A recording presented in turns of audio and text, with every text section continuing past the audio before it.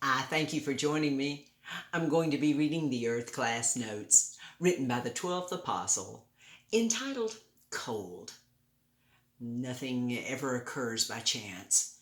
As the law of cause and effect has always existed, this is true within the realm of spirit reality as well as within the limitations of people during their mortal life here. How would you define cold? If you said it is the absence of heat, you would be correct. Cold is a type of judgment that we have very little biblical record of and do not see nearly as much of as we observe judgments of heat, fire, water, and wind far more frequently.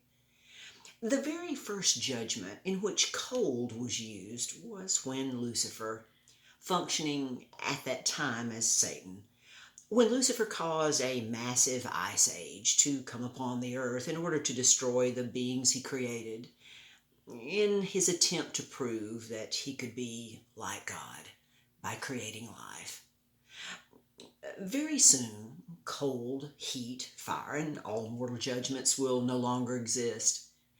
Yet, while they do exist, are such judgments coming upon this nation through the law of cause and effect initiated by the recent theft of the office of president?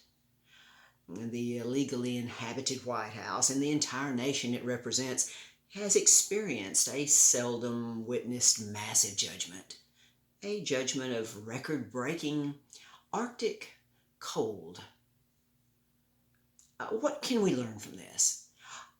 Why does the judgment of cold take place so seldom? Angels protect the stability of temperature upon this earth primarily for humanity's survival and comfort, and the stability of temperature is closely guarded when warranted. When not warranted, we all quickly feel the results.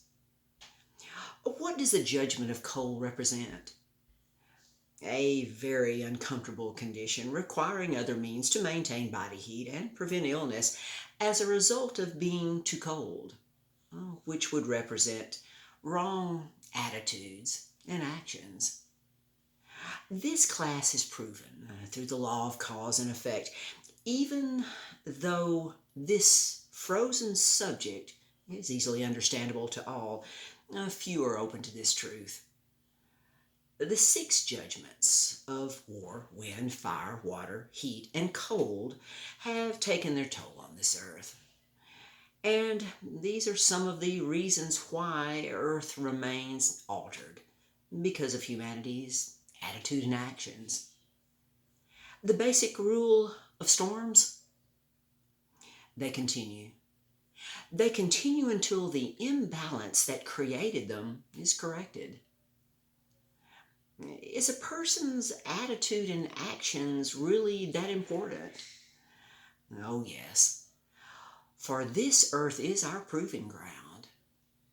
May we take heed to our attitude and actions so we won't be left out in the cold.